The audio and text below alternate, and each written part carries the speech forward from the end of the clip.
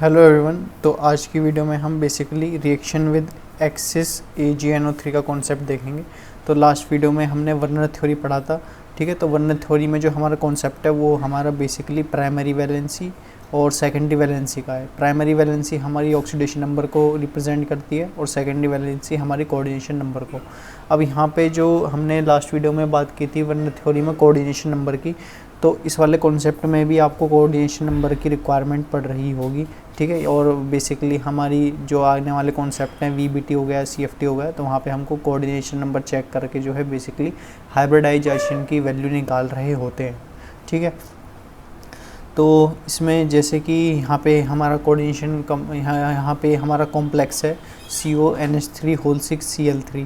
इसको हमने axis AgNO3 के साथ रिएक्ट करवाया तो हमारा क्या बनेगा, ठीक है। तो इस वाले ओवरऑल कॉम्प्लेक्स के अंदर हम सबसे पहले देखते हैं कि हमारे कोऑर्डिनेशन एंटिटी से बाहर के जितने भी आयन्स हैं, ठीक है। और यहाँ से हमारे जो कोऑर्डिनेशन एंटिटी से बाहर के जो भी हमारे आयन होंगे वो हमारे एक्ट हो रहे होंगे एज दी एनायन, ठीक है। क्योंकि कैटायन जो है वो हमारा कोऑर्डिनेशन एंटिटी के अंदर आता है। तो यहाँ पे हमारा जो एनायन है वो यहाँ पे Cl है, ठीक है। और यहाँ पे हमारे Cl3 हैं, ठीक है। तो यहाँ पे यानी कि 3 मोल्स हमारे क्लोरीन के प्रेजेंट हैं एनायनिक पार्ट के अंदर। तो जब हम इसका बेसिकली एक्सिस AgNO3 के साथ रिएक्शन कराते हैं तो आयनाइजेशन स्फीयर के भाल वाले यानी कि एनायनिक पार्ट जो है हमारे बेसिकली प्रोडक्ट फॉर्म करते हैं। तो यहाँ पे जो प्रोडक्ट फॉर्म होगा वो हमारा बेसिकली AgCl का फॉर्म होगा, क्योंकि 3 मोल्स ऑफ हमारे क्लोरीन प्रेजेंट है तो प्रोडक्ट के अंदर हमारे 3 मोल्स ऑफ AgCl के प्रोड्यूस हो रहे होंगे। और ये हमारा जो बेसिकली इसका जो कलर आता है वो हमारा वाइट PPT आ रहा होता है। तो ठीक है, 3 मोल्स ऑफ हमारे AgCl प्रेसिपिटेट फॉर्मेशन हो रहे होंगे। अब जैसे कि हमारे सेकंड एग्जांपल है, इसमें हमने Cl2 जो है बेसिकली 2 लिए हैं। तो यहाँ पे हमारे जो डायरेक्ट हम लिख सकते हैं कि 2 मोल्स ऑफ AgCl हमारे प्रोड्यूस हो रहे होंगे, ठीक है। और एक्सिस AgNO3 के अंदर हम इसकी रिएक्शन कराते हैं। तो अब यहाँ पे बेसिकली क्वेश्चन गिवन है, तो क्वेश्चन समझ लेते हैं। क्वेश्चन में सबसे पहला हमारा बेसिकली हमने इन चारों कंपाउंड की रिएक्शन जो है एक्सिस AgNO3 के साथ कराई है। तो PdCl2 4NH3 है। तो सबसे पहले हम देखेंगे कि यहाँ पे हम बेसिकली PdCl2 4NH3 में कि हम कोऑर्डिनेशन एंटिटी कैसे बनाएंगे, ठीक है। कोऑर्डिनेशन या फिर कॉम्प्लेक्स हम कैसे बना रहे होंगे। तो कॉम्प्लेक्स बनाने के लिए हम ट्राई करेंगे कि PD हमारा के पास जो कोऑर्डिनेशन नंबर आएगा वो हमारा 4 आना चाहिए, ठीक है। तो हमने जो है बेसिकली PD के अंदर 4 मोल्स ऑफ अमाइन रख दिए, ठीक है, NH3 के होल 4।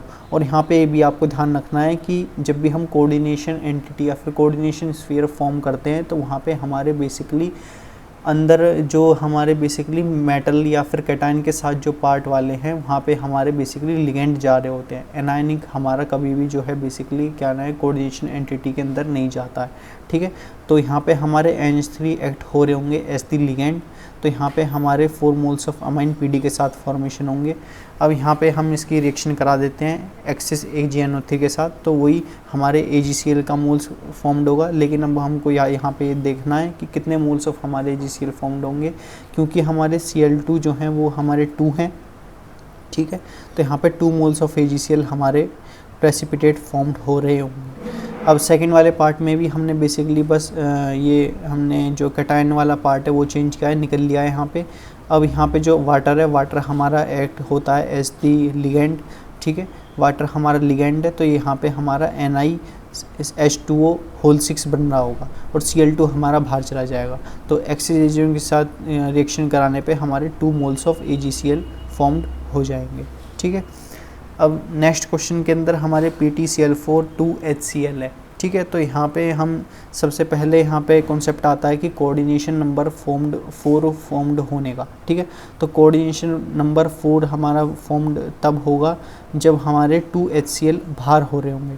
अब जैसे हमने यहाँ पे PtCl6 बना लिया, ठीक है। तो यहाँ पे 4 मोल्स हमारे Cl4 के थे और 2 मोल्स हमारे HCl में से 2 क्लोरीन के थे। तो यहाँ पे हमने बेसिकली ऑक्टाहेड्रल स्पीशीज़ फॉर्म्ड कर ली है PT के साथ, ठीक है। तो लेकिन ऑक्टाहेड्रल स्पीशीज़ के अंदर जो भी हमारे एनायनिक वाला पार्ट है, जो भी हमारे एनायंस हैं, वो हमारे एक्सिस AgNO3 के साथ रिएक्शन नहीं कर रहे होंगे, क्योंकि वहाँ पे हमारा प्रेसिपिटेट फॉर्म नहीं होता है, क्योंकि एनाइंस हमारे प्रेजेंट नहीं हो रहे होंगे। और आप देख भी सकते हैं इस पूरे कोऑर्डिनेशन स्फीयर में या फिर कोऑर्डिनेशन एंटिटी के बाद हमारे जो है एनाइंस प्रेजेंट नहीं है, तो यहाँ पे हमारी रिएक्शन ये नहीं होगी। ठीक, फिर हमने जो बेसिकली PtCl4 लिया है यहाँ पे 2HCl, तो यहाँ पे हमारे 2 मोल्स ऑफ AgCl फॉर्म्ड हो जाएंगे, क्योंकि 2 मोल्स ऑफ HCl हमारे बेसिकली कोऑर्डिनेशन एंटिटी से बाहर हैं।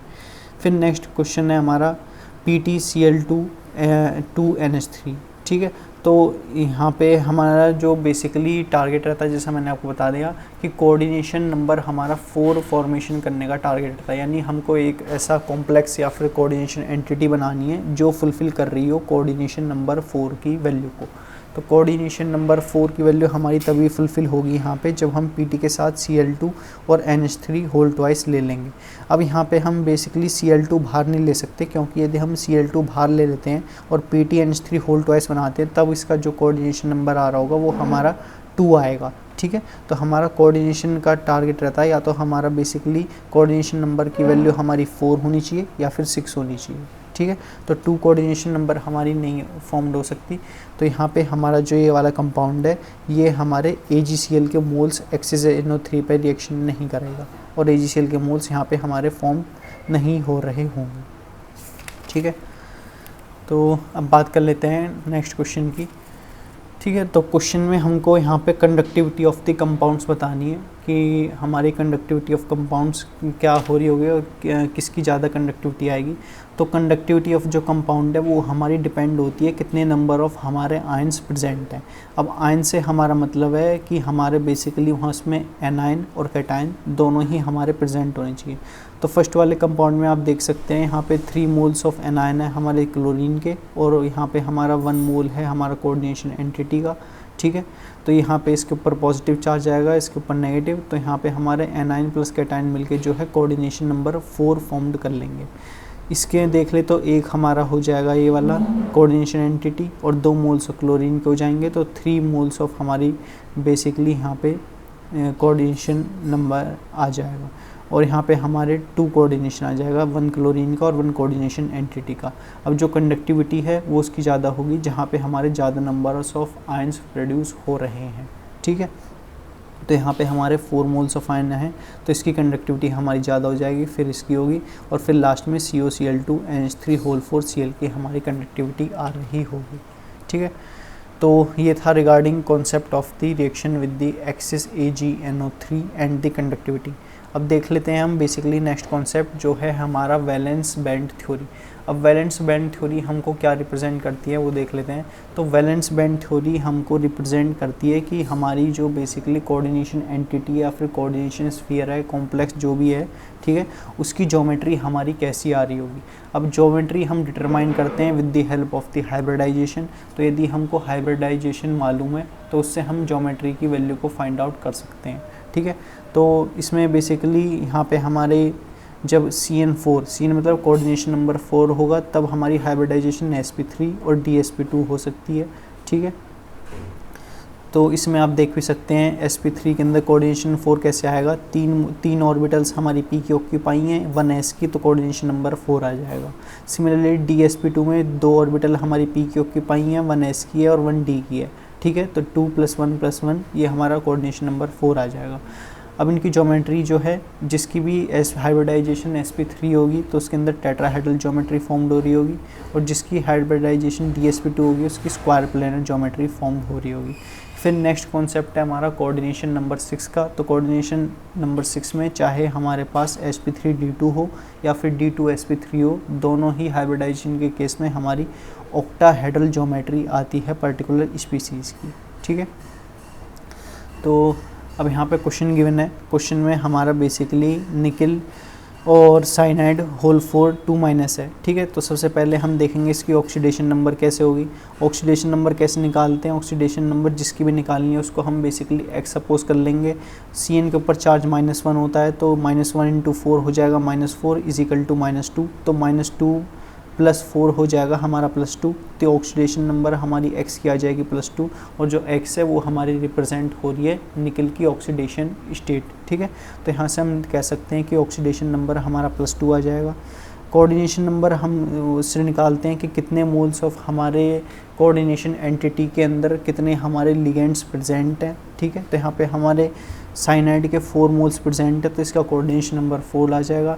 इलेक्ट्रॉनिक कॉन्फ़िगरेशन हम बेसिकली आपको ध्यान होना चाहिए कि इलेक्ट्रॉनिक कॉन्फ़िगरेशन निकल का क्या होता है और इसके सबसे नियरेस्ट हमारी कौन सी बेसिकली वो आती है, नोबल गैस, ठीक है। तो इलेक्ट्रॉनिक कॉन्फ़िगरेशन को रिप्रेजेंट करने के लिए आपको ध्यान होना चाहिए कि नियरेस्ट हमारी बेसिकली नोबल गैस कौन सी है, और ये हमारा क्योंकि +2 ऑक्सीडेशन स्टेट में है, ठीक है। तो यहाँ पे हमारा बेसिकली इसकी हो जाएगी वैल्यू 3D8, ठीक है। और यहाँ पे हमारे 4s और 4p में हमारे 0 ऑर्बिटल प्रेजेंट रहेंगे। अब देख लेते हैं हम यहाँ पे ऑर्बिटल्स को फिलिंग कैसे करेंगे, ठीक है। तो ऑर्बिटल को फिल करने के लिए हमारी यहाँ पे 2 ज्योमेट्री ऑब्टेंड हो रही होगी। पहली है हमारी टेट्राहेड्रल ज्योमेट्री, वो आती है हमारी sp3 हाइब्रिडाइजेशन से, और सेकंड है हमारी dsp2, वो आती है हमारी स्क्वायर प्लेनर ज्योमेट्री शो करती है वो, ठीक है। तो यहाँ पे हमारे बेसिकली क्योंकि d ऑर्बिटल्स के अंदर हमारे 8 इलेक्ट्रॉन प्रेजेंट हैं, तो यहाँ से हम ऐसे भर सकते हैं 1 2 3 4 5, यहाँ पे फिर अगेन 6 7 और 8, ठीक है।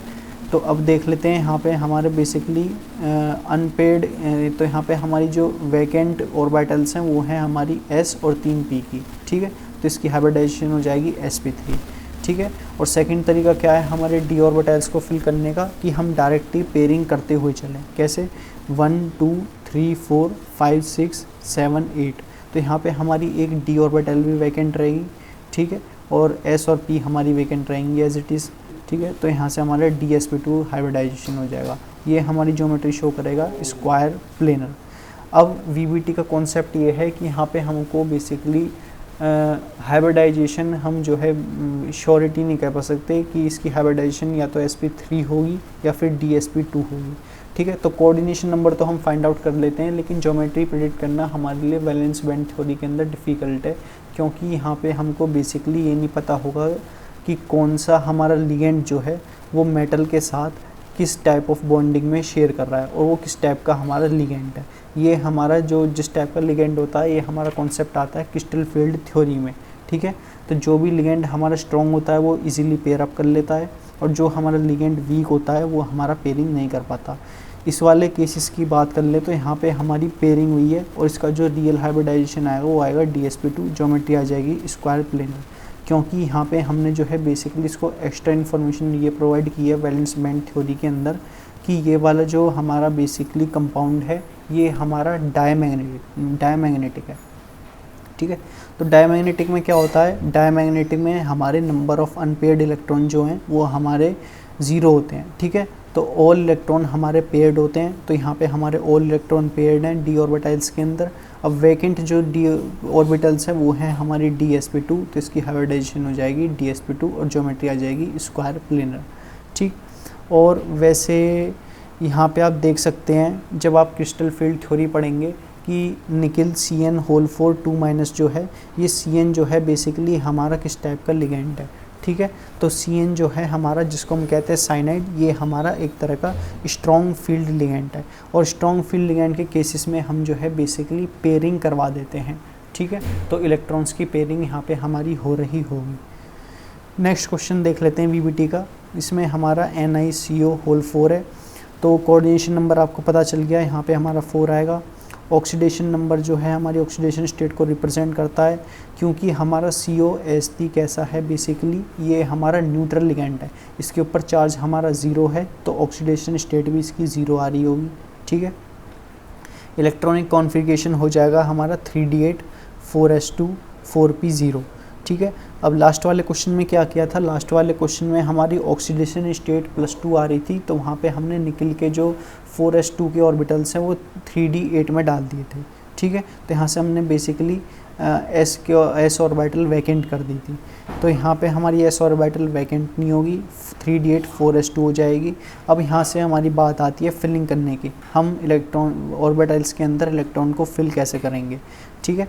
तो सबसे पहले जो हमारा, क्योंकि ये CN4 है, तो ये 2 ही हाइब्रिडाइजेशन हमारी शो कर सकता है, या तो sp3 या फिर dsp2, ठीक है। तो अब बेसिकली इन दोनों ही हमको देखना है कि ये दोनों ही हाइब्रिडाइजेशन में हमारा कॉन्सेप्ट जो है वो एस ऑर्बिटल का आ रहा है, यानी कि एस ऑर्बिटल हमारी वैकेंट रहनी चाहिए, तभी हमारा एस ऑर्बिटल जो है फुलफिल होगा। अब एस ऑर्बिटल को वैकेंट करने के लिए यहाँ पे हमारे जो 4s2 के 2 इलेक्ट्रॉन्स है वो हम बेसिकली 3d8 में डाल देंगे। तो 3d8 में जो है अब वो हमारे d ऑर्बिटल्स हमारी फुल्ली कैसी हो जाएगी, फुल्ली पेयर्ड अप हो जाएगी, ठीक है, डी ऑर्बिटल। और जब डी ऑर्बिटल हमारी फुल्ली पेयर्ड अप हो जाएगी तो उसके अंदर हमारे 10 इलेक्ट्रॉन्स आ जाएंगे, ठीक है। तो आप जानते हैं हमारी जो भी हमारे basically fully paired up orbitals होती हैं डी की, तो डी की हमारी 2 ऑर्बिटल हमारी काफ़ी स्टेबल रहती हैं। पहली होती है पार्शली फिल्ड यानी कि हाफ फिल्ड ऑर्बिटल, और सेकंड होती है फुल्ली फिल्ड ऑर्बिटल, ठीक है। तो 3d10 और 3d5 के जितने भी हमारे मॉलिक्यूल्स होते हैं तो वो हाईली स्टेबल मॉलिक्यूल्स होते हैं as compare to the other orbitals of the D that containing the 3d6, 3d7 और 3d8, ठीक है। तो ये हमारी फुल स्टेबल हो जाएगी। अब यहाँ से हमारी जो बेसिकली हाइब्रिडाइजेशन लिख सकते हैं 3d10 के अंदर सारे मॉलिक्यूल चले जाएंगे तो S और P हमारी वेकेंट हो जाएगी, ठीक है। तो इसकी हाइब्रिडाइजेशन आ जाएगी sp3, ठीक है। sp3 हाइब्रिडाइजेशन आ गई तो हम कह सकते हैं कि इसकी जो ज्योमेट्री है वो हमारी बेसिकली टेट्राहेड्रल ज्योमेट्री है, ठीक है। तो ये कॉन्सेप्ट था हमारे बेसिकली वैलेंस बैंड थ्योरी का, और वैलेंस बैंड थ्योरी में हम जो है ज्योमेट्री को ऑब्टेन कर सकते हैं with the help of the hybridization. और इससे पहले हमने कॉन्सेप्ट कवर किया था reaction with the axis AgNO3, ठीक है। तो उसमें हमने देखा था जितने हमारे मोल्स एनायन के प्रेजेंट रहेंगे उतने प्रोडक्ट में हमारे AgCl फॉर्म्ड हो रहे होंगे, ठीक है। तो that's all about this video. अब नेक्स्ट वीडियो में हम बेसिकली क्रिस्टल फील्ड थ्योरी पढ़ेंगे। क्रिस्टल फील्ड थ्योरी का कॉन्सेप्ट ये है कि उसमें आपको पहले से पता होगा कि कौन से हमारे लिगेंड जो हैं वो स्ट्रॉन्ग फील्ड लिगेंड हैं और कौन से लिगेंड हमारे वीक फील्ड लिगेंड हैं। जो स्ट्रॉन्ग फील्ड लिगेंड है वो हमारे पेयरिंग करवा देंगे और जो हमारे वीक फील्ड लिगेंड है वो पेयरिंग नहीं करवाएंगे, ठीक है। अब जो हमारे जहाँ पे हमारी पेयरिंग हो जाएगी जिन लिगेंड्स के अंदर कोऑर्डिनेशन स्फीयर के अंदर, वो हमारे हाईली स्टेबल फॉर्म्ड हो रहे होंगे और वहाँ से हम कह सकते हैं कि नंबर ऑफ़ अनपेयर्ड इलेक्ट्रॉन जो हैं वो हमारे 0 आएंगे, ठीक है। तो जिस भी केस के अंदर पेयरिंग होगी वो हमारे एक्ट हो रहे होंगे एज द डायामैग्नेटिक मटेरियल, और जिस भी केस में हमारी पेयरिंग नहीं होगी वहाँ पे हमारे उसको कह सकेंगे वो हमारे पैरामैग्नेटिक मटेरियल की एंटिटी है, ठीक है। तो मिलते हैं नेक्स्ट वीडियो में। Till then keep learning.